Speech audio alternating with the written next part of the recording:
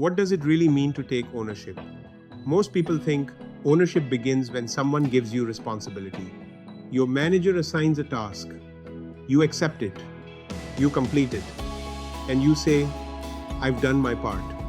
But real ownership begins much earlier. It begins at the moment you see something that needs to be done and decide whether you will step forward or step back.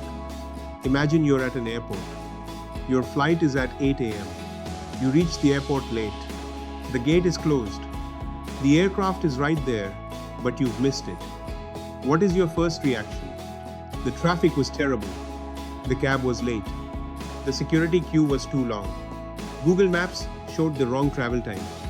Maybe all of those things are true. But here's the more important question. What are you going to do now? Because you may not control the traffic. You may not control the cab.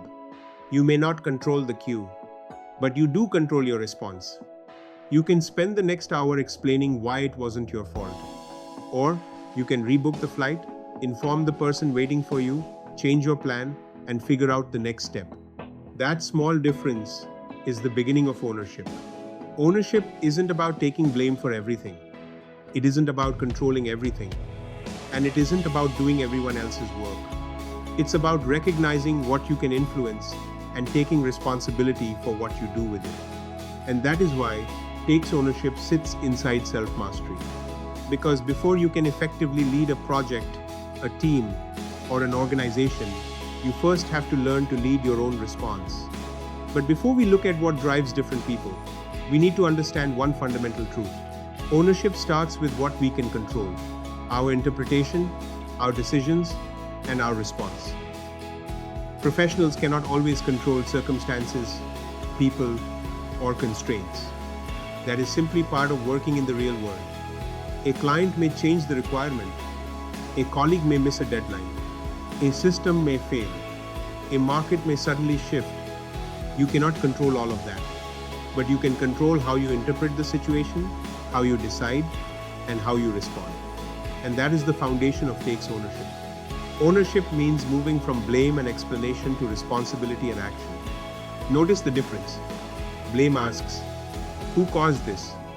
Ownership asks, what can I influence now? Explanation tells me why the situation happened. Responsibility asks me what I am going to do about it. Strong professionals focus on what they can influence, rather than spending all their energy on what they cannot control. That doesn't mean pretending external problems don't exist. It means refusing to give those problems complete control over your response. Think about a team member who misses an important handover. You can spend 10 minutes saying, I told them earlier, it wasn't my responsibility. Or you can say, the handover has been missed. What is the best next step to protect the outcome? The circumstances are the same, but the second response creates movement. And this is where ownership starts becoming a professional competency, not just a personal attitude.